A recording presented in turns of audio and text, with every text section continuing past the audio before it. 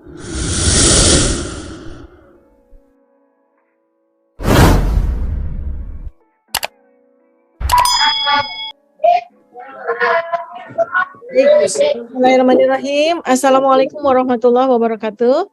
Waalaikumsalam warahmatullahi wabarakatuh. Waalaikumsalam warahmatullahi wabarakatuh. Teman-teman semuanya, mari kita mulai untuk kuliah online kelas umum pada insya Allah sore hari ini.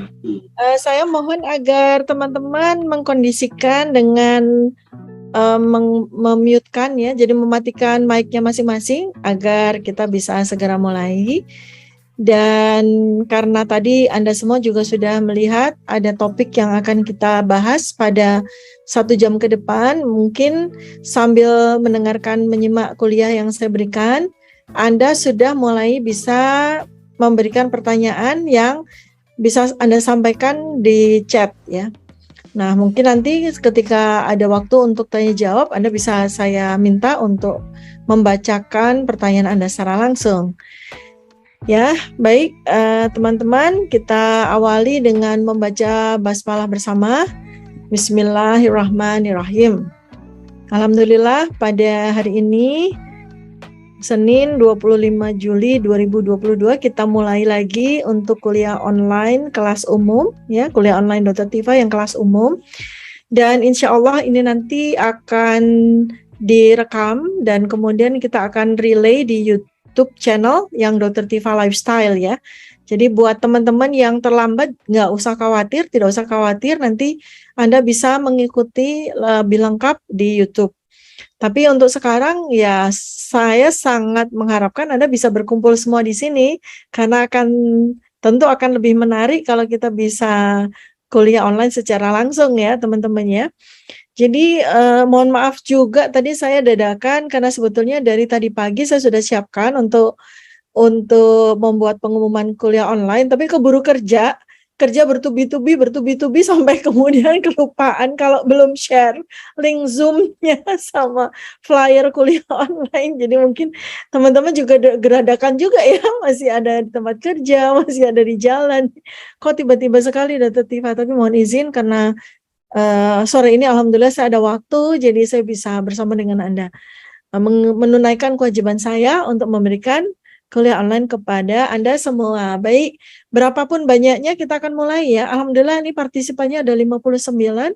Insya Allah teman-teman tambah lagi bergabung ya sambil menunggu kita. Sekali lagi teman-teman yang belum mematikan mic, silakan Anda ini ya secara disiplin mematikan mic Anda. Saya tidak bisa melihat Anda satu demi satu, tapi kesadaran sendiri ya mematikan mic supaya kuliahnya lancar karena nanti ini akan direkam dan akan direlay di YouTube. Jadi supaya YouTube-nya bagus ya. Alhamdulillah ini sudah ada 3 halaman. Selamat datang buat teman-teman semuanya dan jangan lupa kalau hari Senin itu hari kuliah online-nya umum ya. Jadi silakan Anda bisa ajak sebanyak mungkin teman-teman. Anda bagikan saja link Zoom-nya bisa diikuti oleh semua orang baik yang belum bergabung dengan SDT maupun dengan PLC. Mudah-mudahan nanti ketika sudah mengikuti kuliah, mereka lalu tertarik bersama Anda untuk bisa masuk ke SDT. Oke, topik hari ini tentu saja saya pilih topik yang trending topik ya. Jadi Anda kan mungkin juga tahu di sosial media ya, mengikuti nggak tuh Citayam Fashion Week? Citayam Fashion Week. Jadi sekumpulan anak-anak muda, anak remaja yang sepertinya sih sebagian putus sekolah ya.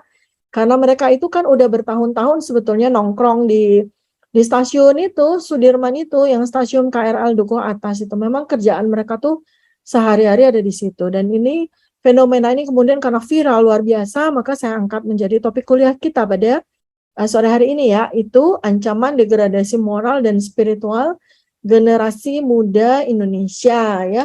Sedikit saya sampaikan ya bahwa kegiatan Citayam Fashion Week ini kan baru saja berlangsung dan langsung diikuti. Silakan dimatikan, begitu masuk langsung dimatikan ya. Oke, jadi Citayam Fashion Week ini adalah suatu kegiatan yang baru saja berlangsung, tetapi sesungguhnya embrio dari kegiatan ini sudah berlangsung selama bertahun-tahun yang lalu ya, anak nongkrong gitu kan, anak nongkrong dari berbagai daerah yang mereka sepertinya juga sebagian putus sekolah, sebagian juga mungkin masih tercatat sebagai siswa sekolah ini dan itu tapi nggak pernah datang ke kelas.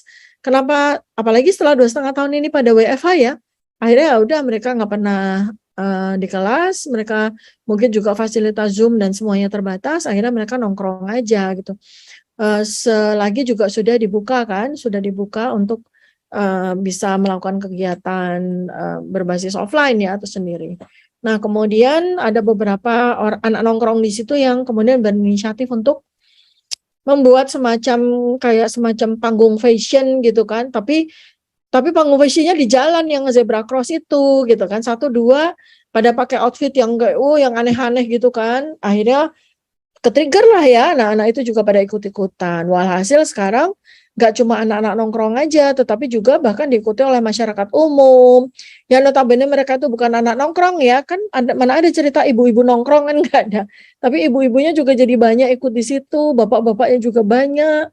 Lalu kemudian juga malah sekarang ini para pejabat juga ikut-ikutan gitu kan. Kemudian juga malah akhirnya juga artis-artis pada ikut-ikutan. Jadi kan kebalik, biasanya selama ini tuh istilah pansos atau panjat sosial itu biasanya kan orang-orang biasa gitu kan, orang-orang biasa itu pada mansos ya, pada pansos di artis, di akun-akunnya artis gitu kan. Sekarang malah kebalik ya, mereka-mereka ini kan anak-anak Citayam ini kan anak-anak biasa-biasa aja, tapi sekarang nih malah yang mansosin malah artis-artis pada nimbrung ke situ ya. Seperti itu dan akhirnya malah jadi polemik ya karena ada salah satu influencer atau YouTuber papan atas namanya Mbak Im Wong malah kemudian mendaftarkan Citayam Fashion Week ini sebagai hak patennya dia gitu kan. Ya, tapi saya tidak menyoroti hal itu. Saya menyoroti perilaku dari para aktivis ya. Aktivis SCBD ini, aktivis nongkrong ini ya, aktivis Citayam Fashion Week ini. Kemudian juga perilaku yang kemudian menjadi suatu perilaku yang tampaknya menjadi perilaku normal di lingkungan tersebut ya. Jadi kan kita ya kalau yang pemikirannya masih menggunakan akal sehat pasti prihatin lah ya. Lihat anak-anak itu. Belum dari perilaku sosialnya saja ya, dari perilaku dari perilaku body language-nya aja gitu ya, dari perilaku dia gitu saja kan sudah tidak sesuai dengan norma yang berlaku secara umum ya, baik itu norma sosial maupun tentu saja norma agama, norma spiritualitas gitu kan. Bagaimana mereka dengan santainya yang perempuan menggunakan tank top ya, bahkan mungkin boleh dibilang itu mungkin malah daleman itu ya, seperti bra yang dipakai untuk senam, pusernya kelihatan, kemudian pakai celana juga malah dipelorot-pelorotin, jadi antara celana luar sama celana dalam jadi balapan seperti itu, nggak laki nggak perempuan gitu ya, ya tidak segan untuk mengumbar aurat di mana-mana gitu. Kemudian juga kita juga lihat ya bahwa sebagian dari aktivis itu kan memang sepertinya juga memiliki satu perilaku sosial yang menyimpang ya, sepertinya ya kan, perilaku yang penyuka sejenis itu ya. Kemudian juga saya kan mengikuti ya, karena saya mau mencoba untuk melihat ini acara Citayam Fashion Week ini sebagai suatu bahan kajian riset sosial saya ya, riset sosial kesehatan saya gitu, dan simptom-simptom atau data atau tanda-tanda yang mereka tunjukkan itu kan menunjukkan bahwa perilaku-perilaku yang mereka lakukan itu adalah tanda-tanda dari terjadinya penyakit sosial sesungguhnya. Bukan hanya sekedar euforia belaka, bukan sekedar suatu ajang unjuk diri atau ajang eksistensi belaka, bukan ya, bukan, sama sekali bukan sekedar unjuk diri sebagai remaja yang butuh ruangan untuk berekspresi gitu ya. Apalagi kalau pejabat kita mengatakan itu adalah bentuk-bentuk kreativitas gitu ya. Saya tuh sampai bingung gitu loh ngelihat, saya bolak-balik video-video yang ada tuh kreativitasnya tuh ada di mana. yang disebut sebagai kreativitas itu ada di mana sih gitu. Apakah dengan menggunakan baju yang aneh-aneh itu disebut kreatif gitu kan? Apakah dengan menggunakan outfit yang tidak biasa itu disebut sebagai kreatif gitu ya. Karena sejauh yang sependek pemahaman saya tentang kreativitas itu kan suatu nilai tambahan dari satu hal yang memberikan dampak positif terhadap hal tersebut. Itu namanya kreativitas. Ya, jadi kreativitas itu adalah suatu karya kepada satu hal ya dengan maksud untuk memberikan nilai tambah, memberikan added value, memberikan nilai tambah bagi hal tersebut sehingga menjadi lebih bagus, menjadi lebih baik, menjadi lebih indah, menjadi lebih bermakna dan barangkali juga bisa menjadi lebih memiliki nilai jual gitu ya. Tapi kalau kreativitas itu dengan menggunakan baju-baju yang aneh-aneh atau baju perempuan dipakai sama laki-laki, ya, kemudian baju-baju yang membuka aurat, ya, kemudian juga baju-baju yang kayak kurang bahan gitu, kayaknya sih bukan tanda-tanda kreativitas itu ya. Itu justru tanda-tanda dari defisiensi nilai moral sesungguhnya gitu ya. Seperti itu.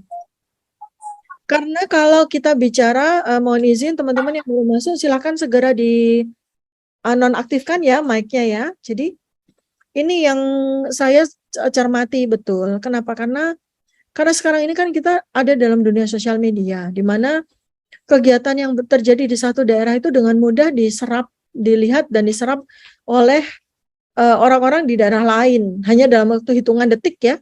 Jadi yang terjadi di dukuh atas ini hanya dalam hitungan detik sudah bisa dilihat oleh teman-teman sebayanya di daerah yang lain, bahkan di negara yang lain gitu ya. Seperti dengan mudah dilihat di Manokwari, dengan mudah dilihat di Fakfak, dengan mudah dilihat di Kalimantan Utara, seperti itu ya. Jadi benar-benar bahwa kalau satu kegiatan itu tidak memberikan nilai ya, nilai tidak memperhatikan nilai moral, ya kita sangat khawatir akan diserap dengan sangat gampang ya sebagai suatu pembenaran pada anak-anak sebayanya di di daerah yang lain. Itu yang terjadi sekarang ya.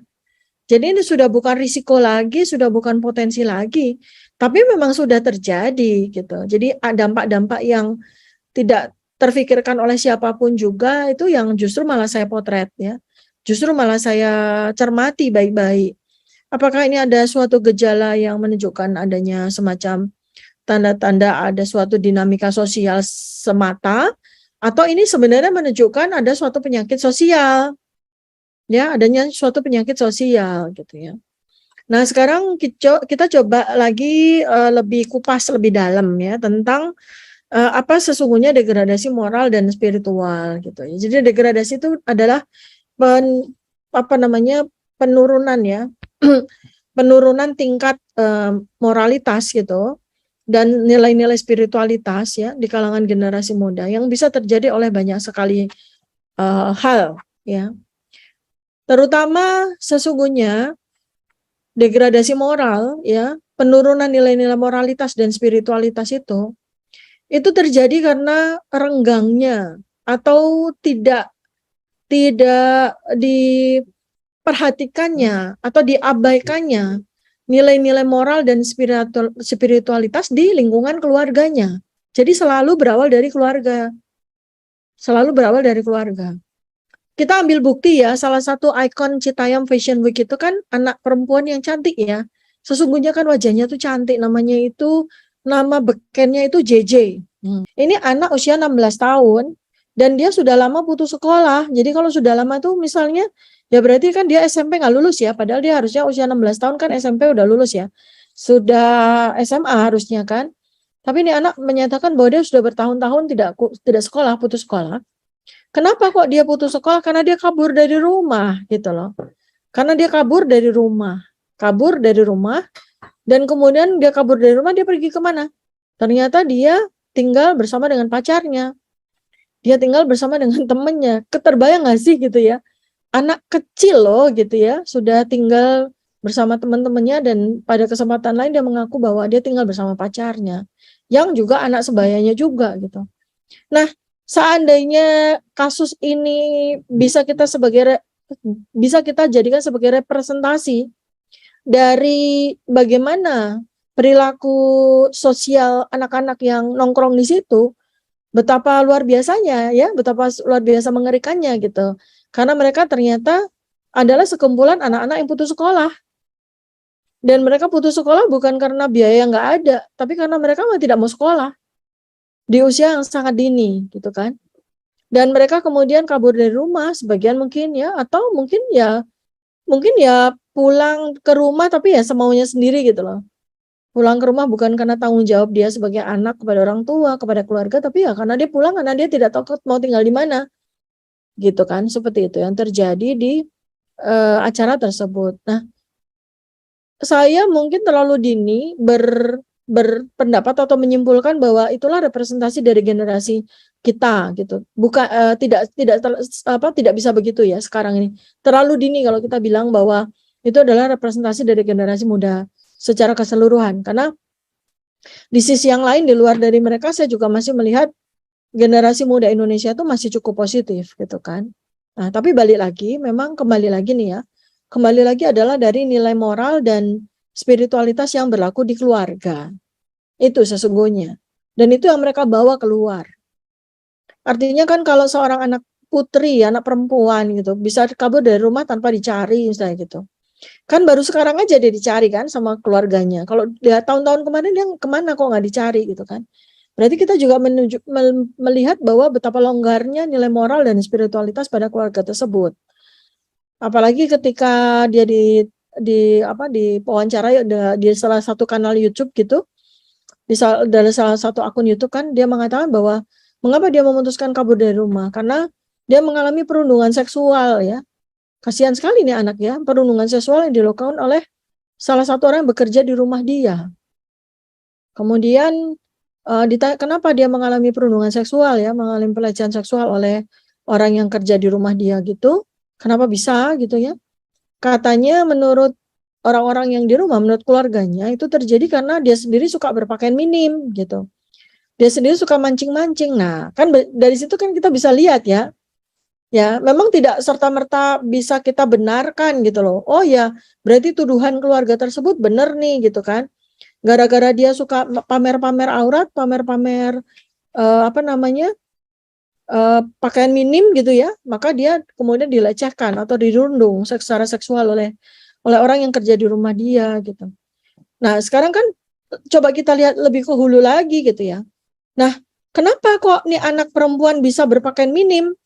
Memang siapa yang belikan baju-baju dia yang dia pakai kan? Anak kecil kan dia pakai baju ya karena diberi orang tuanya bukan? Ya kan? Itu satu. Atau kedua ya dia melihat contoh di rumah ya rata-rata pada pakai baju minim misalnya begitu. Sehingga dia mencontoh kan? Rasa-rasanya kan nggak mungkin kalau dia sendiri punya keinginan untuk pakai baju minim kalau tidak ada contoh yang dia lihat di sekitar dia. Atau yang terjadi mungkin dari sejak kecil memang sudah bebas. Dia bergaul di mana-mana gitu ya dari sejak kecil, bahkan mungkin dari sejak sebelum akil balik gitu dia udah bergaul, dan kemudian dari teman-temannya itulah dia melihat kayaknya pakai baju minim itu keren gitu ya. Nah, dia bawa itu ke rumah. Tapi di rumah tidak didisiplinkan, atau mungkin juga keluarga tersebut juga menganut nilai moralitas dan spiritualitas yang longgar juga, gitu kan? Walhasil kemudian dia mengaku mengalami perundungan seksual. Dan oleh karena itu maka dia kabur dari rumah karena dia yang disalahkan. Dia kabur dari rumah, tapi kemudian berpindah kepada suatu lingkungan yang toksik juga ya secara moral ya kan. Kebayang nggak sih dia tinggal di rumah teman-temannya gitu ya. Ternyata orang yang dia bilang sebagai temannya itu adalah pacarnya gitu kan. Udah terbayang aja gitu kan. Bagaimana itu nilai moral yang berlaku di rumah tersebut ya, rumah tempat dia kabur itu seperti apa. Berarti kan sekali 3 uang itu ya, seperti keluar dari mulut singa masuk ke mulut buaya kan, seperti itu ya. Dan ini sekarang ini yang lebih sedih lagi adalah bahwa anak ini menjadi ikon, anak ini menjadi tokoh, anak ini menjadi selebriti di situ. Nah, anak-anak seusia dia itu kan memperlakukan selebriti itu sebagai panutan kan. Apalagi kemudian sosial media itu menerima dia dengan terbuka. menerima dia dengan terbuka dengan segala macam tingkah lakunya gitu kan, diterima oleh sosial media yang memang kita juga tahu rata-rata sosial media ini kan memang sudah tidak memegang nilai moral dan spiritualitas lagi kan. Jadi bagaimana dia pakai baju minim di jalanan gitu ya, dengan dada terbuka, dengan paha terbuka, dengan pusar terbuka seperti itu ya, dipertontonkan oleh dia di sosial media, dan kemudian sosial media malah menjadikan dia sebagai media darling, sebagai kesayangan sosial media kan. Diundang ke podcast mana-mana, diundang ke wawancara di media televisi, bahkan sekarang malah jadi artis sinetron juga katanya mau syuting gitu ya. Kita bisa membayangkan seperti apa kerusakan moral dan spiritualitas generasi muda kita kalau kemudian sosial media dan media konvensional itu menjadikan anak-anak yang seperti ini menjadi ikon, menjadi contoh bagi generasi muda. Tapi kembali lagi ya, Bapak dan Ibu, teman-teman semuanya, bahwa asapnya api itu gitu ya, kan ada peribahasa tidak ada asap tidak ada api gitu kan. Api itu selalu berasal dari asap, dan asap itu selalu ada sumbernya gitu kan. Asap itu berasal dari api, dan api itu ada sumbernya, ya kan? Dari mana sumbernya? Dari keluarga, ya, dari keluarga. Jadi ya mestinya sih memang kalau kita sudah bisa melihat sebab musababnya, ya sebab primer, kausa prima, sebab paling primernya adalah dari keluarga. Sebetulnya sih secara teoritis ya ini ya, secara teoritis ya, lebih mudah untuk mengelola itu gitu. Ya, berarti kan nilai keluarga ini yang harus ditingkatkan. Nah, sekarang kembali nih, kok Dokter Tiva mempermudah masalah ya, gitu kan, mempermudah masalah. Memang mudah apa kita membenahi keluarga gitu kan? Memang mudah membenahi keluarga. Bukankah sekarang nih keluarga juga udah ancur-ancuran gitu, apalagi anak-anak itu berasal dari keluarga yang mungkin juga bapak ibunya kawin muda juga gitu kan? Bapak ibunya juga mungkin menikah di usia sangat muda karena dalam bahasa kita tuh kecelakaan gitu ya, hamil duluan atau apa, dan itu kan menjadi lingkaran setan tersendiri gitu kan. Itu yang terjadi pada generasi muda kita, dan itu sangat mengerikan. Saya nggak bicara mengerikan kalau ini terjadi di negara-negara yang sekuler, di negara-negara yang tidak menggunakan sila ketuhanan yang Maha Esa sebagai dasar negaranya. Yang pertama, di negara yang memang tidak mempercayai atau tidak mengagungkan Tuhan, seperti Jepang misalnya kan, tidak mempercayai Tuhan, tidak beragama. Kalau mereka melakukan hal ini ya silakan gitu kan. Atau terjadi di negara-negara yang memang tidak bertuhan, seperti negara-negara komunis, ya silakan gitu kan. Karena mereka memang tidak percaya Tuhan, mereka dengan sendirinya tidak menganut nilai-nilai moralitas dan spiritualitas yang diajarkan oleh agama, ya kan? Itu ya silahkan, memang terjadi seperti itu disilahkan gitu. Karena kenapa saya menyinggung ini teman-teman, karena kan Citayam Fashion Week ini selalu oleh sosial media itu selalu disejajarkan atau disamakan dengan acara serupa di Jepang yang sudah berjalan bertahun-tahun, namanya Harajuku. Harajuku itu juga gitu, anak-anak muda pakai baju yang aneh-aneh gitu ya, cosplay namanya gitu kan. Terus kemudian mereka berlenggak-lenggok di jalanan di Harajuku itu, di kawasan, salah satu kawasan di Jepang. Atau Gangnam Style, ya Gangnam. Jadi itu juga sama terjadi di Korea. Jadi itu juga gitu, anak-anak muda pakai baju yang nyentrik, pakai baju yang keren ya menurut versinya anak muda, lalu mereka memenuhi kawasan Gangnam ya, kawasan Gangnam di Korea gitu. Ya nggak bisa dong kalau kita kemudian samakan dengan kejadian yang ada di Indonesia dengan style yang sama. Karena bedanya apa? Negara kita adalah negara yang menganut sila ketuhanan yang Maha Esa sebagai nilai sila yang pertama sebagai dasar negara. Dengan sendirinya maka pegangan rakyat Indonesia itu kan kitab suci. Kitabullah, kitab sucinya agamanya masing-masing kan? Ya, yang Islam pegang Al-Qur'an, yang Kristen pegang Injil, ya. Yang Buddha dan Hindu dan agama-agamanya juga punya kitabnya masing-masing, dan secara pelajaran nilai moralitas dan spiritualitas yang kurang lebih juga kan sama gitu. Ya kan? Kalau sama-sama menyembah Tuhan, sama-sama mengagungkan atau mengedepankan nilai moralitas gitu kan. Ya, jadi nggak bisa kita samakan dengan perilaku anak remaja di negara lain yang memang tidak memiliki dasar sila ketuhanan yang Maha Esa gitu. Itu menjadi rancu dan akhirnya itu menjadi pembenaran gitu. Pembenaran. Ya wajar lah anak remaja seperti itu. Kan jadi miris ya kalau ini dikatakan oleh pimpinan, oleh penguasa gitu kan, negara. Dia tidak melihat bahaya dari degradasi moral dan spiritualitas yang dilakukan oleh remaja-remaja di sini. Melakukan pembenaran. Apalagi kalau pemimpin-pemimpin juga ikut-ikutan nimbrung, ikut-ikutan jadi model, ikut-ikutan lenggak-lenggok di kawasan duku atas itu gitu ya. Ya tanpa mereka memikirkan suatu dampak yang luar biasa yang bakal terjadi. Kalau kegiatan ini diakomodir, diapresiasi, bahkan didukung sama mereka. Ya, di atas nggak usah harus terlalu detail atau terlalu cermat menyimak dampak dari kegiatan ini kan sudah jelas kelihatan ya bahwa sepertinya memang agenda-agenda untuk mendegradasi moral dan spiritualitas dengan berbagai macam cara, termasuk acara Citayam Fashion Week ini, emang sudah semacam direncanakan secara masif dan terstruktur, ya, melalui berbagai macam cara. Bagaimana remaja, anak remaja ini kan yang memang 60% dari mereka ini yang akan memiliki Indonesia kan ya.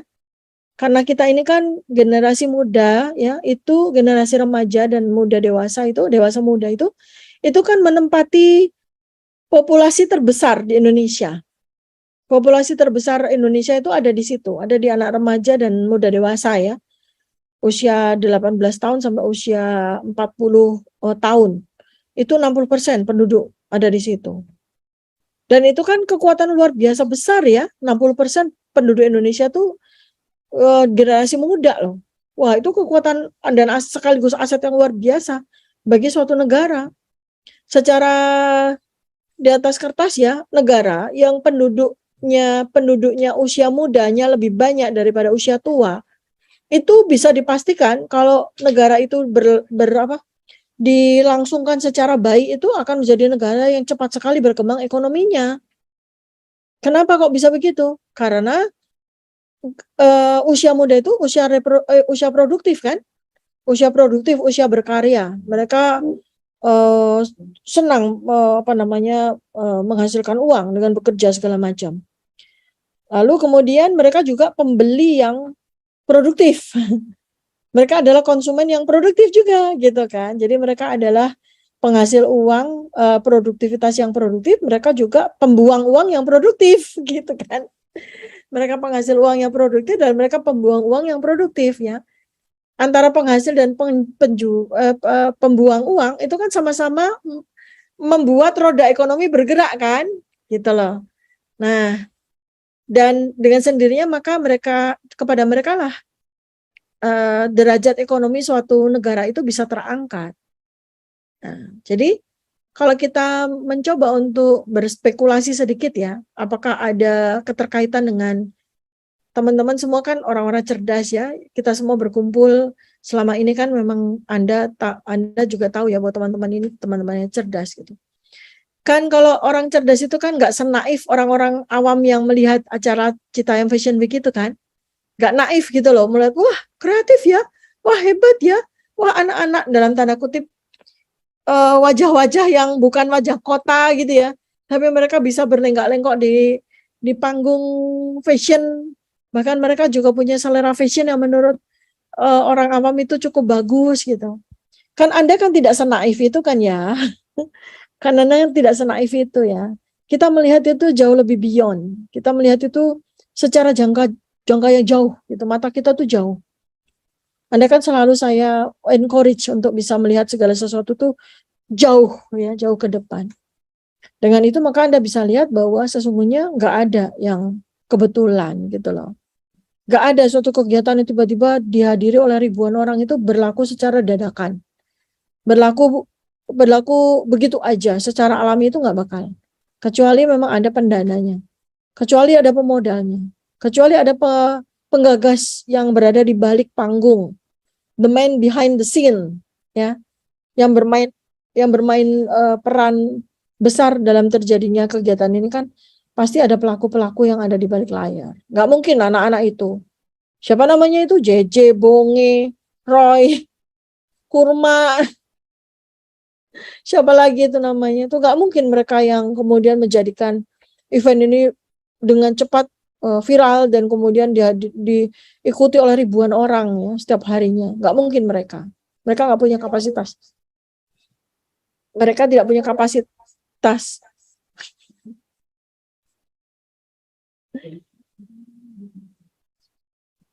Benar?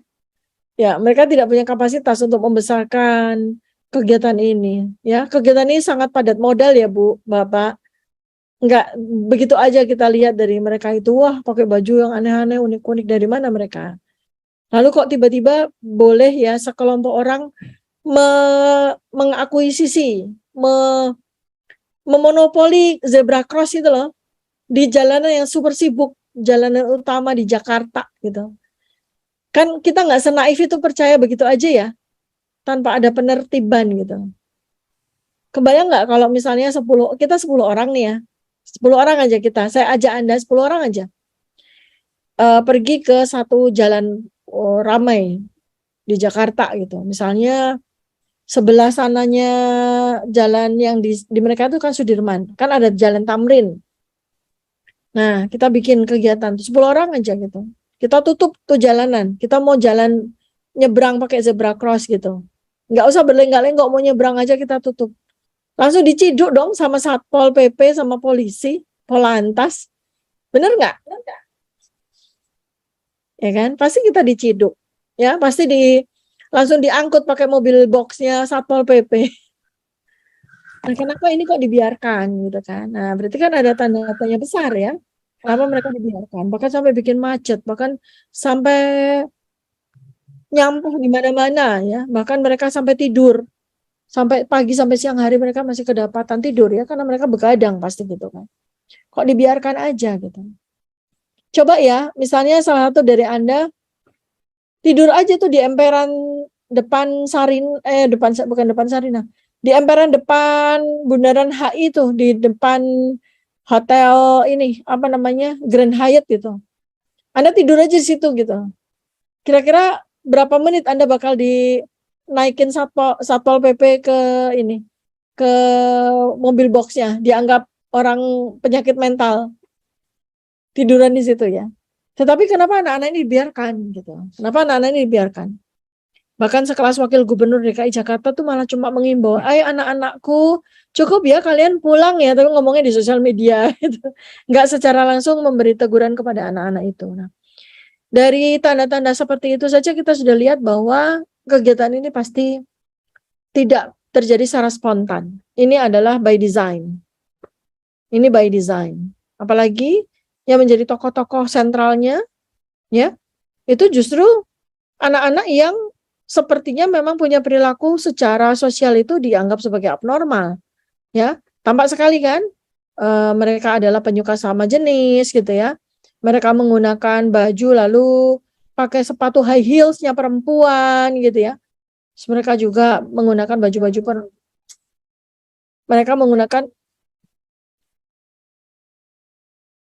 mereka menggunakan baju-baju perempuan seperti itu kan, yang lazim dipakai perempuan.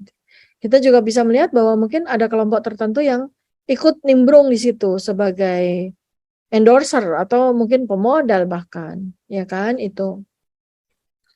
Lalu kemudian yang berikutnya adalah ini tadi kita sudah menemukan ya akar masalahnya tuh di keluarga ya. Jadi ya mungkin kita semua yang hadir di sini di call ini kan bukan orang-orang yang bisa mengakses keluarganya anak-anak itu kan ya. Kan nggak bisa mengakses keluarganya anak-anak gitu ya, keluarganya si JJ, si Bonge, si Roy, itu ya, Kurma, itu kan kita nggak bisa mengakses. Kita nggak bisa mendatangi rumah mereka lalu bilang baik-baik kepada orang tua mereka, ya orang tua Bonge atau orang tua Kurma, Assalamualaikum, Bu, ibunya Kurma gitu ya. Bu, kami itu mengimbau gitu ya, menyarankan agar ibu tuh membatasi kegiatan kurma gitu kan, nggak bisa ya. Atau ibu ini tolong diperingatkan itu si Bonge atau gitu, nggak bisa ya. Jadi sebenarnya yang menjadi menjadikan pelajaran bagi kita adalah bagaimana kita mengingat keluarga kita masing-masing dan keluarga di lingkungan kita, karena itu masih bisa diakses sama kita kan ya. Ya, karena sekarang ini kan sepertinya ada suatu tendensi, salah satunya yang paling paling ngegas gitu ya, paling ngegas yang nggak disadari oleh kita semua itu adalah degradasi moral dengan menggunakan fashion. Degradasi moral dengan menggunakan fashion. Di masa sebelum reformasi ya, di masa sebelum reformasi itu mulai dari kalau umat muslim ya 88% dari penduduk Indonesia kan umat muslim ya. Masa-masa pengenalan penggunaan jilbab ya di kalangan perempuan Indonesia ya, perempuan muslim Indonesia. Itu kan terjadi sekitaran tahun 90 awal. Tahun 80 akhir, 90 awal ya. Di situ masih ada polemik. Jadi anak-anak sekolah yang sudah sadar untuk menggunakan kerudung gitu ya, itu kalau udah sampai sekolah dicopot gitu, kan gitu dilepas ya. Lalu kemudian pakai lagi setelah keluar selesai jam sekolah kan itu. Bahkan ada sekolah-sekolah yang melarang anaknya menggunakan jilbab, siswanya menggunakan jilbab gitu kan. Lalu berangkat lagi tahun kemudian terjadi pembulian sosial gitu kan. Jadi pembulian sosial tuh dalam arti wanita Islam yang berjilbab itu dikucilkan gitu, dianggap sebagai orang yang terlalu kalau bahasa dulu tuh bukan radikal. Orang yang terlalu bahasa dulu tuh bukan radikal, orang yang terlalu Anda bisa bantu saya nggak jawab memberikan istilah itu ya, dianggap pokoknya gitulah gitu ya, terlalu Sok-soki, Dok. Sok-soki.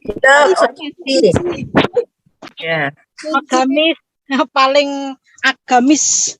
Iya, nah itu dia tuh. Sok paling agamis, ya fanatik bener, fanatik. Dianggap fanatik, dianggap mengalami dibully itu, Dok. ya kan, dianggap sok suci seperti itu. Sama ditakut-takuti, Dok. Nggak bisa dapat kerjaan, nggak bisa dapat jodoh. Bahkan di tempat kerjaan juga ya, yang sudah menyadari aturan penggunaan jilbab juga kan kita dipaksa kan, sebagian perempuan dipaksa untuk lepas jilbabnya demi untuk meneruskan pekerjaannya kan gitu ya pada saat itu. Tapi kemudian sejalan dengan waktu ya, senarai waktu, kemudian jilbab diterima gitu kan, diterima dan kemudian diakomodir oleh pemangku kebijakan kan. Tidak lagi dilarang ya, kemudian diakomodir. Puncak-puncaknya itu kan di awal tahun 2000 ya. Bahkan kemudian terjadi suatu perubahan peraturan kan. Dulu kan semasa saya sekolah SD SMP itu kan anak laki aja masih pakai celana pendek di atas lutut kan ya. Celana ayam, Dok. Celana ayam itu istilahnya, Dok. Ya, kan masih waktu itu kalau dulu tuh SD itu kan putih biru dulu, putih biru tua gitu kan.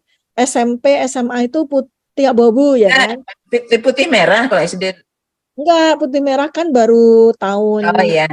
Ya, di atas tahun 90 lah gitu kan. Kalau tahun yang putih biru SD. Ya, tahun 80 70 itu kan putih biru kita kan. Itu kan udah terus terjadi pergantian peraturan loh ya, peraturan menteri loh ya. Peraturan Kanwil ya.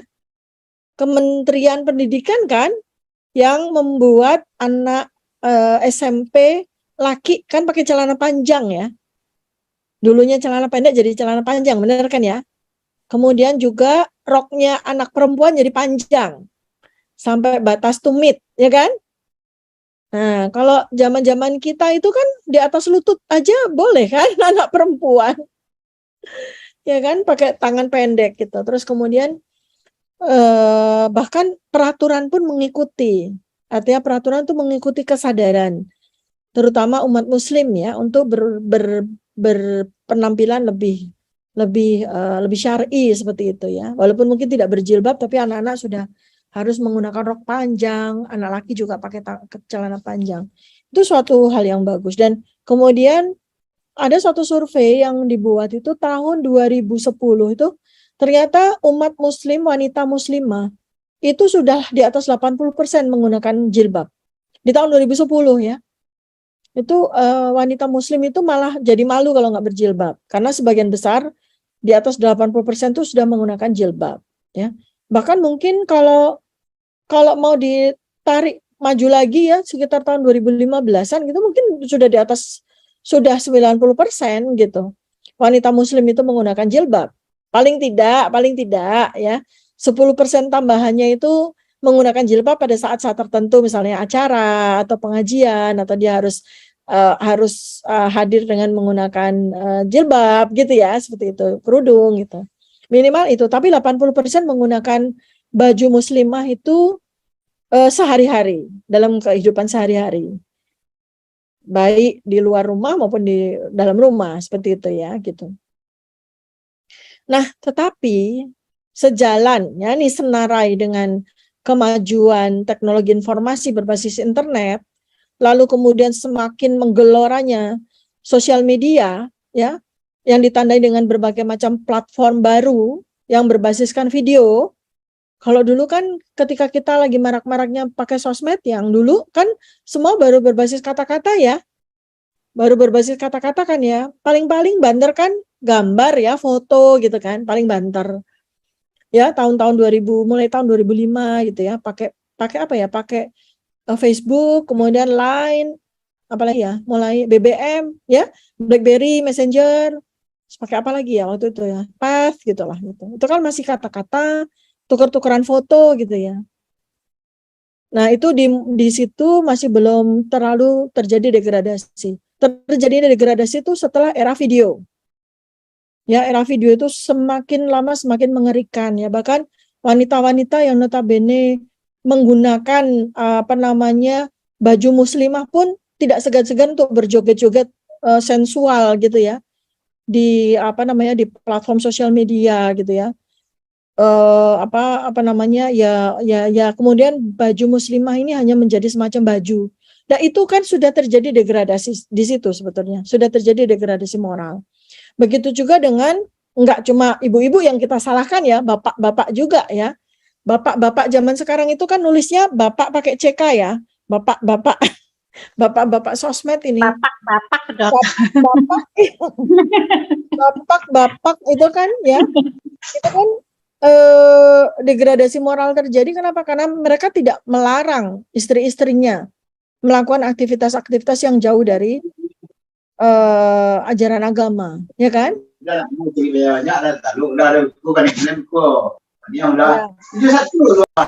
Bapak Ibu mungkin coba yang baru masuk silakan dimatikan ya mic-nya. Jadi kan bapak ini kan tidak melarang atau tidak punya kekuatan melarang mungkin ya. Lebih galak ibu-ibunya mungkin ya. Karena bapak-bapaknya juga ikut-ikutan, Dok.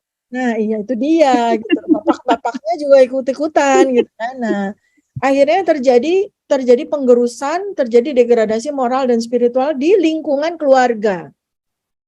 Anak-anak itu kan sekedar mencontoh apa yang dilakukan oleh bapak ibunya. Anak-anak itu kan pencontoh yang baik. Berarti kira-kira kalau anak-anak ini balik lagi ke kasus Citayam Fashion Week ini, berarti anak-anak yang ya sudah tidak punya lagi nilai-nilai moral lagi, nilai-nilai spiritual lagi, ya berasal dari orang tua yang sama gitu loh, kurang lebih ya. Dan itulah memang keadaan yang terjadi sekarang. Dan ini tidak terjadi secara alamiah, terjadi secara by design. Merupakan suatu grand design besar ya. Terutama kalau saya lihat ya, paku-paku yang menjadi perekat dari nilai kebangsaan negara Indonesia itu kan paku spiritualitas. Itu yang dirusak duluan, dicabut satu demi satu duluan. Terutama dengan menggunakan sosial media ya. Kemudian sekarang ini kita juga melihat ya bahwa ini yang saya sangat khawatirkan ya, itu adalah gerakan untuk melepas jilbab. Itu udah mulai terjadi ya kan. Dan kembali lagi motornya selalu selebritis, motornya selalu ya selebritis, orang-orang yang jadi panutan, orang-orang yang jadi di follower oleh banyak wanita-wanita muslimah gitu kan. Public figure, Dok. Public figure, betul, public figure, ya kan? Itu udah mulai sudah mulai eh, terbaca ya. Contoh ya nih misalnya yang paling ekstrim ya. Jadi beberapa public figure yang kita sangat tahu, saya nggak sebut namanya lah ya, yang kita sangat tahu betapa rendahnya nilai moral dan spiritualitas yang dia pegang gitu ya. Itu followersnya kebanyakan ya ibu-ibu berjilbab gitu loh. Fansnya, followersnya itu ibu-ibu berjilbab gitu ya. Ada satu kasus yang ini sedang saya sangat cermati gitu ya. Ada selebriti baru gitu kan di sosial media yang apa yang meledak luar biasa gitu kan ya. Yang kebetulan dekat gitu ya, ya boleh dibilang berpacaran lah dengan selebriti lain gitu yang berasal dari keluarga yang sangat taat dalam agama gitu, yang kelihatan sekali keluarga ini betul-betul menjalani kehidupan beragama dengan baik gitu kan. Tidak hanya sekeluarga itu berbaju sangat santun, syar'i gitu ya, tapi dalam perilaku dan nilai-nilai kekeluargaan, nilai kehidupan yang mereka anut itu luar biasa gitu kan. Tapi justru malah keluarga ini yang disalahkan gitu kan. Keluarga ini yang dianggap malah salah gitu kan. Malah ada satu peristiwa di mana salah satu anggota keluarga tersebut itu menyampaikan tentang apa ya, betapa baiknya kalau seorang wanita itu melahirkan secara alamiah gitu kan, ya kan? Malah kemudian jadi dibully habis-habisan sama netizen, dianggap kolot, dianggap fanatik, dianggap tidak menghargai hak seorang perempuan untuk menentukan dia mau lahir secara normal atau sesar gitu loh. Jadi sekarang ini terjadi pembalikan kan, bahwa orang-orang yang teguh menjalankan nilai moral dan spiritualitas itu malah jadi bahan bulian gitu. Dan tokoh-tokoh yang apa? Tokoh-tokoh yang public figure yang secara apa ya namanya? Secara kasat mata itu terlihat mengabaikan nilai-nilai moral dan spiritualitas malah yang didukung gitu loh. Itu kan yang terjadi sekarang. Jadi yang benar itu jadi salah dan yang salah itu menjadi benar gitu kan. Nah, lalu ya berarti nih kalau ini dari aspek yang kedua ya, setelah keluarga tadi, kedua seperti itu. Jadi yang sekarang menjadi panutan justru ya wanita-wanita dan para pria, nggak usah wanita-wanita terus, kasihan ibu-ibu ya. Ya pokoknya public figure atau tokoh-tokoh Yang netizen dianggap modern, Dok. Yang tidak ya, mengikuti tidak modern. itu dia selebritis ya yang apa ya, yang ya kalau saya lihat sekarang tuh jadi miris ya, karena kan mereka itu selebritis, mereka public figure ya, mereka notabene ya yang perempuan juga menggunakan ya baju muslimah seperti kita, tapi nggak segan-segan untuk rangkul-rangkulan, peluk-pelukan gitu kan, dengan apa namanya, dengan pacarnya gitu kan, bahkan mungkin malah berciuman gitu ya, seperti itu beberapa. Dan kemudian itu secara boleh dibilang itu secara terstruktur itu terus-menerus disuguhkan kepada apa namanya, kepada masyarakat. Lama-lama kemudian kan tergradasi ya kan, terdegradasi kan. Lama-lama itu dibenarkan. Lama-lama itu dianggap benar, dianggap layak, dianggap lazim, dianggap biasa-biasa saja. Dan ini amat sangat mengerikan hasilnya ya. Hasilnya bukan nanti ya, sudah terjadi sekarang ya. Anak umur 10 tahun aja sudah hamil dan melahirkan loh. Anak usia 12 tahun udah. Miris sekali ya. Saya tuh apa kemarin ada, aduh, Anda pasti udah dapat ya. Aduh, tapi saya nggak mau ngomong di sini karena saking mengerikannya kasus itu ya. Tapi Anda tahulah gitu ya, betapa mengerikannya situasi sekarang. Padahal kita ini kan bangsa beragama gitu loh. Kita ini bangsa beragama loh. Mengapa kok kita membiarkan situasi apa namanya, kehidupan-kehidupan yang sangat jauh dari nilai moral dan nilai spiritualitas itu kita biarkan, bahkan kita menjadi penikmatnya gitu, bahkan kita ngefans. Mudah-mudahan tidak ada dari Anda yang ngefans sama JJ atau Bonge atau itu ya. Mudah-mudahan. Atau Tidak jadi ada, followers. Dok. Prihatin malah, Dok. Prihatin. Kasihan, prihatin. Iya. Malah yang artis-artis sekarang itu malah berusaha memanfaatkan mereka. Betul gitu. Ya, ya bahkan yang notabene juga orang apa, artis-artis yang tahu agama juga kan ya. Betul. Tuh, itu sangat mengerikan. Baik, Bapak Ibu, jadi ini ada dua aspek yang sore ini saya tekankan kepada Anda bahwa degradasi moral dan spiritualitas yang terjadi pada generasi muda kita ini, simpulannya ya, itu tidak terjadi secara alamiah, secara natural. Itu semua by design.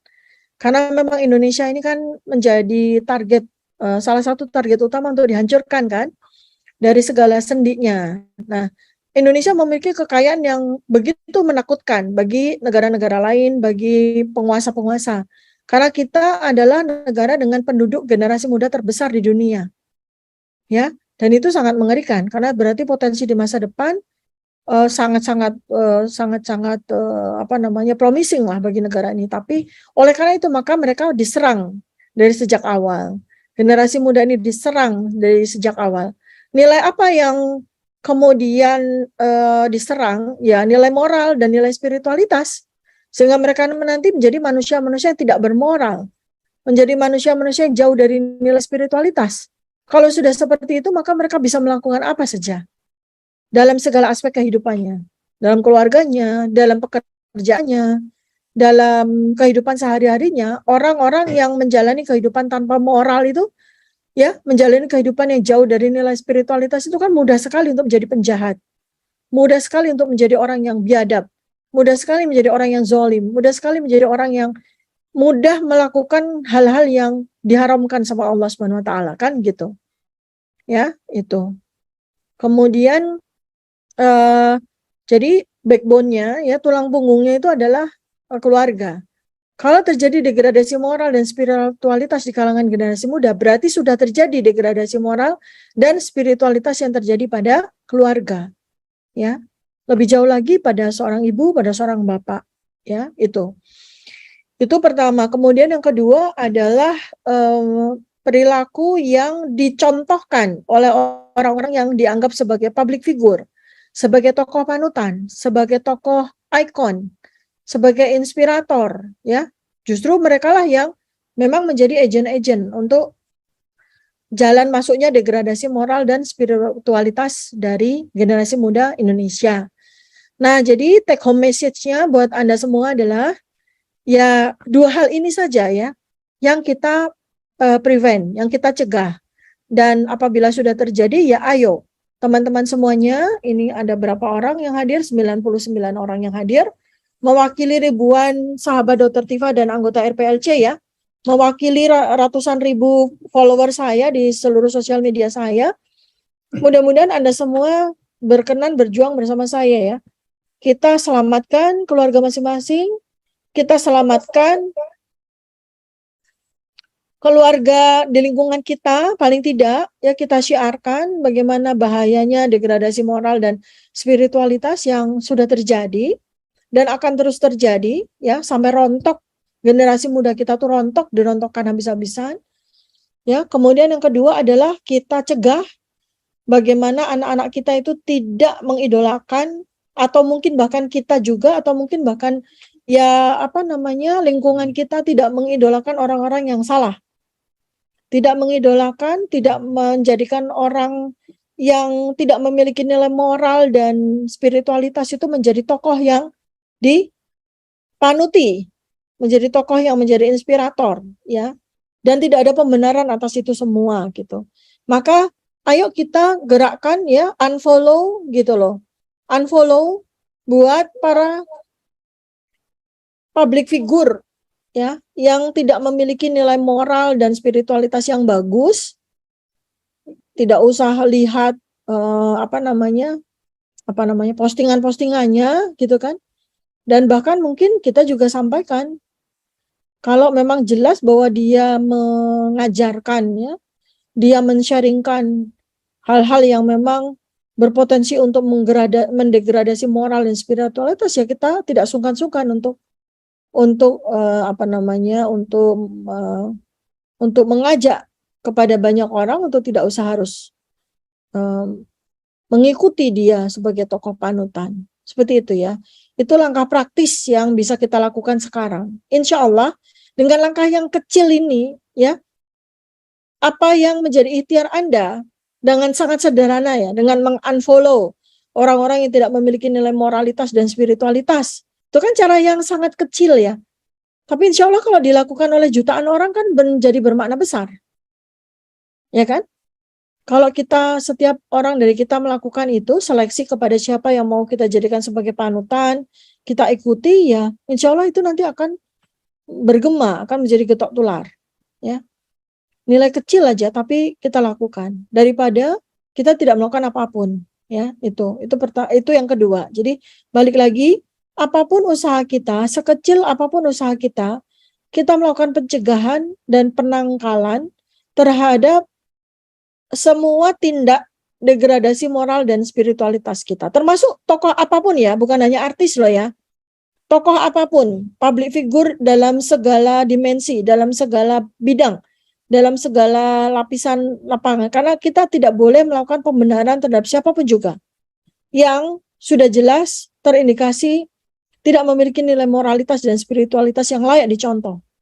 Ya, itu harus kita jadikan sebagai satu pegangan demi untuk pencegahan dan penangkalan terhadap degradasi moral dan spiritualitas yang saat ini sedang terjadi di Indonesia. Demi kebaikan umat, demi kebaikan bangsa dan negara, saatnya kita berjuang bersama ya teman-teman. Baik, ya ini saya coba berikan feedback ya terhadap statement Anda yang ada di chat ya. Ada yang mau bertanya? Silakan raise hand. Ini saya mau tanggapi ya. Peristiwa Citayam Fashion Week ini yang SCBD ini. Ini bukan sesuatu yang dipakai untuk menutupi justru. Tapi pisaunya tuh banyak. Jadi peristiwa SCBD ini kalau Anda masih ingat kan zaman dulu tuh ada pisau lipat gitu ya. Pisau lipat itu kan yang mata pisaunya tuh banyak itu loh. Mata pisaunya itu kalau diambil tuh bisa 1, 2, 3, Ya, 4. kayak lipat dok, seperti lipat. Jadi saya lihat itu SCBD ini fenomena Citayam SCBD. S-nya itu mana? Apa sih? Kan C-nya Citayam. B-nya apa? Depok. Bojong Depok ya. Bojong Depok. Sudirman dok. Sudirman. Oh Sudirman ya, Sudirman Citayam Bojong Depok ya. Ini SCBD ini sebetulnya di mata saya itu seperti pisau lipat dengan mata pisau yang banyak. Ya, dia membidik banyak hal. Dia sebagai senjata perusak atas banyak hal. Ya, pertama itu tadi generasi muda, kemudian dia adalah ajang promosi gerakan penyuka sejenis, ya kan? Berarti ini degradasi moral juga. Lalu kemudian yang ketiga itu dia ajang ekonomi, ya kan? Ajang ekonomi, tapi ekonominya siapa yang naik? Ekonominya para konglomerasi, ya kan? Rata-rata mereka kan menggunakan baju-baju murah ya. Baju-baju dari Shopee, ini dari Shopee, dari Tokped gitu. Siapa itu yang punya? Kan dia lagi kan gitu. Jadi ajang ekonomi dan ditunggangi oleh kepentingan ekonomi yang raksasa. Jadi mereka ini kan cuma remah-remah rengginang aja mereka itu. Cuma figuran aja, mereka tuh cuma cameo aja. Mereka yang mati-matian mencari uang dari segala macam cara ya. Ya mohon maaf ya sampai bisa jadi tuh mereka sampai ya menjual diri, bisa sampai ya segala macam yang kita nggak tahu gitu kan. Hanya untuk mendapatkan uang untuk bisa membeli baju-baju yang mereka pakai itu. Kan itu ya. Jadi itu kan akhirnya apa yang kemudian bergulir ya ekonomi bisnis besar lagi, bukan ekonominya mereka. Karena mereka itu statusnya kan konsumen ya. Kemudian yang terakhir itu adalah penggunaan dari sosial media berbasis public figure ya. Yang dari segala dimensi loh ya, dari segala profesi bahkan pejabat sekalipun. Itu digunakan memang untuk menjadi pintu masuk, jalan masuk bagi terdegradasinya moral dan spiritualitas. Sehingga buat Anda semua juga sekarang ini kita coba belajar untuk jangan melakukan pembenaran terhadap tokoh siapapun. Jangan melakukan pembenaran terhadap public figure apapun. Mentang-mentang Anda mengidolakan atau menyukai dia. Jangan. Ya. Kebaikan itu konsisten ya. Kebaikan itu konsisten. Begitu juga dengan kebatilan, itu konsisten. Nggak ada yang setengah baik, setengah batil tuh nggak ada. Nggak ada yang kadang-kadang baik, kadang-kadang batil tuh nggak ada. Karena kebaikan itu konsisten. Kebatilan juga gitu, nggak ada orang batil yang tiba-tiba baik itu nggak ada. Biasanya kalau ada orang batil, kemudian kita anggap melakukan kebaikan itu kita melakukan pembenaran terhadap, mencari-cari pembenaran terhadap sesuatu yang sesungguhnya batil, tapi karena kita mencari pembenaran sehingga terasa baik. Kebaikan yang dilakukan oleh orang batil itu biasanya memiliki hidden agenda, memiliki satu agenda yang itu hubungannya nggak ada dengan Anda semua dan kepentingan rakyat itu nggak ada. Begitu juga dengan orang baik yang tiba-tiba batil itu nggak ada, karena konsisten ya. Orang baik yang menjaga kesolehannya, menjaga iman ya, menjaga akidahnya, menjaga nilai-nilai tauhid, menjaga apa ya namanya ihsannya gitu ya. Itu sesuai dengan janji Allah dalam Quran surat Ar-Rod ya, akan dikelilingi oleh malaikat gitu loh. Kehidupannya itu akan dikelilingi oleh malaikat. Kehidupannya itu Anda baca ya Quran surat Ar-Rod ayat 11 itu sebelum kalimat kedua yang sangat populer ya, tidak ada satu kaum yang berubah kecuali kaum itu yang mau merubah dunia sendiri. Kalimat pertamanya apa coba Anda lihat? Jadi orang-orang yang soleh itu kan dikelilingi oleh malaikat, dan malaikat itu yang menjaga orang baik yang tetap baik. Kalau dia kemudian terseret syaiton, terseret iblis, kemudian menjadi batil, ya dia akan jadi batil. Nggak ada tuh, oh hari ini baik, besok ke jerumus setan, besok lagi baik lagi, nggak ada. Ingat itu baik-baik ya. Jadi maka kalau Anda mau lihat public figure, Anda mau menokohkan tokoh, Anda mau menyukai siapapun juga, lihatlah track record-nya dalam hal-hal yang berkepentingan dengan umat, berkepentingan dengan orang banyak, tidak berkepentingan terhadap dirinya sendiri. Coba Anda perhatikan dan bisa kaji, karena saya yakin Anda semua di sini berkumpulnya ada orang-orang yang cerdas, orang-orang yang solih dan solihah, insya Allah, amin ya. Sehingga Anda bisa juga, mata hati Anda itu bisa melihat kebaikan di atas kebaikan dan kebatilan yang tertutupi dengan kebatilan. Itu akan terlihat dengan jelas bagi mata batin seorang yang solih dan solihah. Insya Allah ya. Jadi karena saya membutuhkan Anda, membutuhkan mata batin Anda untuk bisa membantu banyak orang di sekitar kita masing-masing. Baik, ini sebetulnya waktunya sudah habis, tapi saya memberikan kesempatan kepada yang raise hand untuk langsung bertanya kepada saya. Silakan Bu Ani. Terima kasih Dok. Afan tidak buka kamera. Ya apa, silakan Bu Ani. Ini Dok, kebetulan sekali tema sore hari ini tuh apa ya, kejadian dengan cerita hari ini gitu loh. Saya tuh mau tanya, yang diceritakan Dok Tip itu benar-benar terjadi di masyarakat. Saya kan tinggal di kampung ya Dok ya. Dan yang diceritakan Dok Tip itu kan di kota kejadian gitu loh. Tapi ternyata di kampung tuh hal-hal yang mendegradasi moral di masyarakat itu sekarang apa ya, kontrol sosialnya juga sudah longgar sekali gitu. Saya tadi terhenyak ketika di dekat sekolah saya, tempat saya mendidik gitu ya, itu ada seorang anak SD kelas 2 itu tuh sudah mencoba buka celananya para cowok-cowok kayak gitu loh, sampai menceritakan bentuk-bentuknya sampai seperti itu.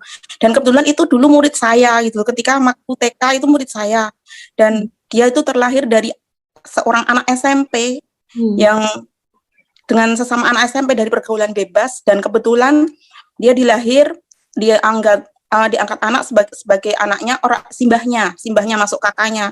Ibunya yang melahirkan itu dimasukkan ke pesantren. Terus sekarang itu ibunya itu di pesantren juga hamil lagi, sesama dengan santri laki-laki gitu, seperti itu. Dan di masyarakat itu kan anaknya yang kedua yang hamil duluan nikah juga itu dirayakan ulang tahun besar-besaran gitu. Dan di masyarakat itu juga saya itu ya Allah, kok ya mereka itu malah tidak memboikot, tapi malah kayak memberi ruang gitu loh, seperti itu.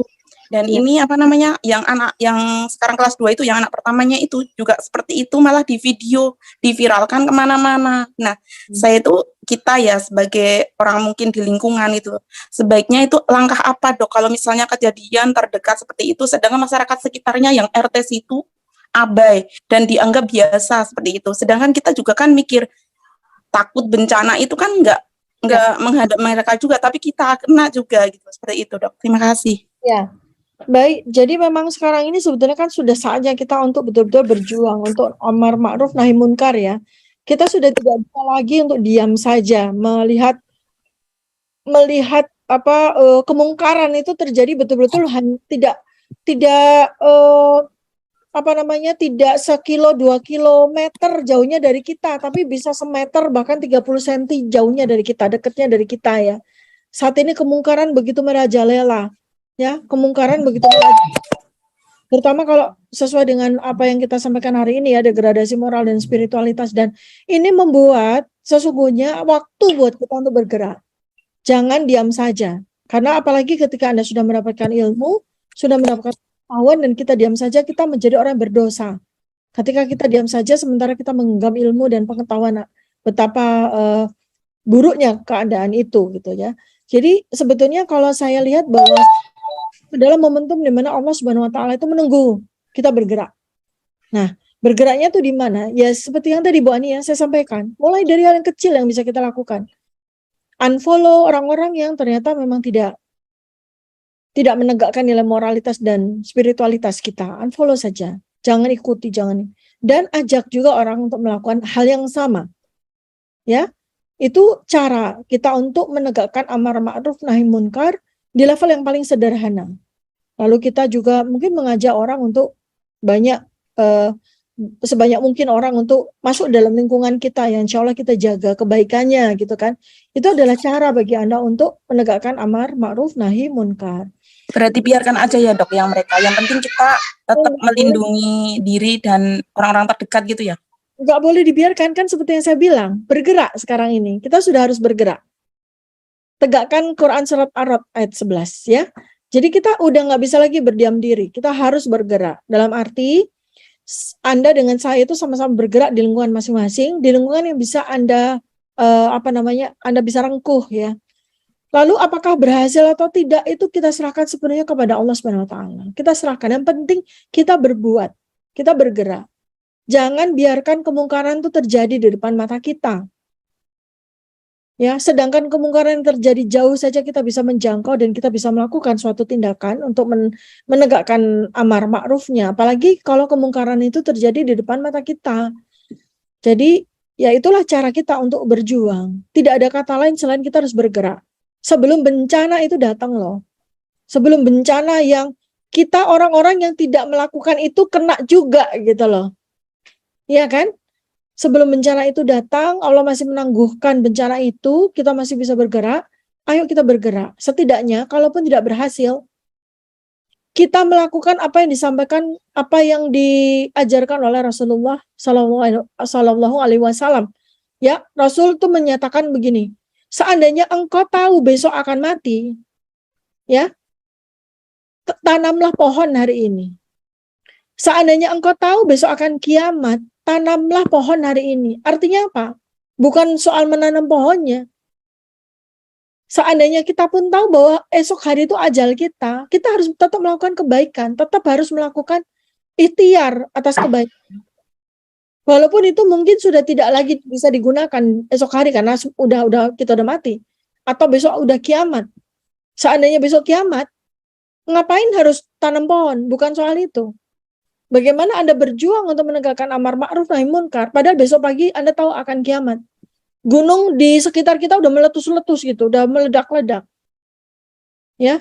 Tapi Rasulullah Sallallahu Alaihi Wasallam tetap meminta kita menanam pohon. Artinya bukan sekadar menanam pohon, berbuat kebaikan. Walaupun kita tahu dunia akan berakhir esok hari. Ya, jadi kembali lagi Bapak dan Ibu, itu sebetulnya yang harus kita pegang kuat-kuat sekarang ini. Kita pegang kuat-kuat. Walaupun kita tahu betapa sulitnya ya, situasi sudah begitu sistemiknya, penghancuran dan spiritualitas itu sudah begitu masif dan terstrukturnya.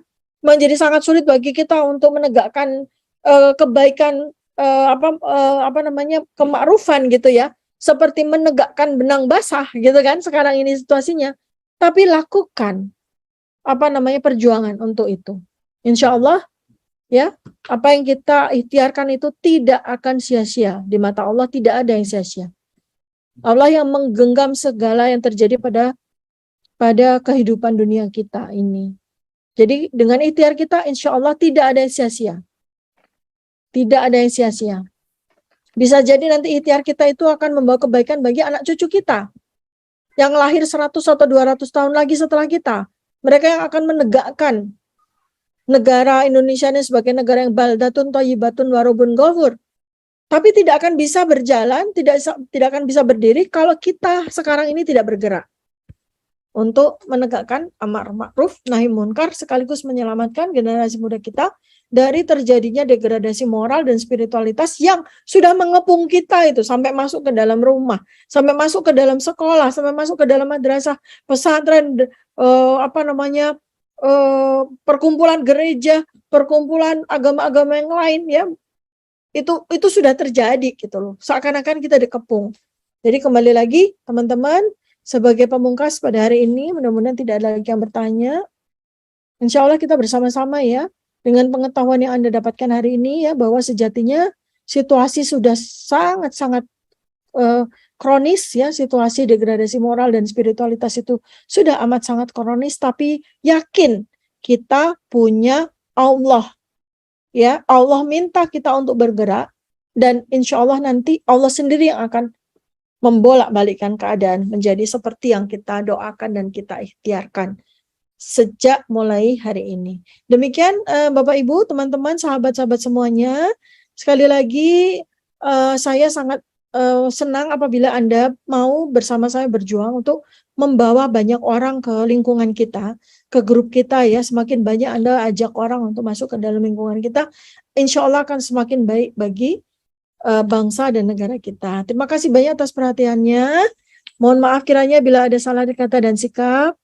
Saya ingatkan ya bahwa hari Sabtu nanti akan ada webinar kanker paru yang sedianya hari Sabtu kemarin tapi kita tunda insya Allah di hari Sabtu ke depan, dan itu sangat penting ya karena kanker paru itu adalah kanker yang terbesar membawa kematian di seluruh dunia, dan insya Allah dengan penanganan yang baik masih banyak orang yang bisa kita selamatkan kehidupannya. Terima kasih banyak sekali lagi. Billahi taufik wal hidayah. Wassalamualaikum warahmatullahi wabarakatuh. Waalaikumsalam warahmatullahi wabarakatuh. Terima kasih dok. Waalaikumsalam warahmatullahi wabarakatuh.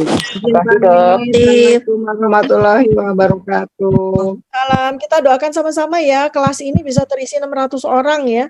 Amin. Insya Allah.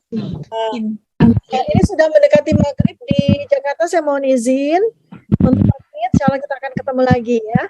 Sekali lagi sehat-sehat ya, jaga kesehatan. Assalamualaikum warahmatullahi wabarakatuh.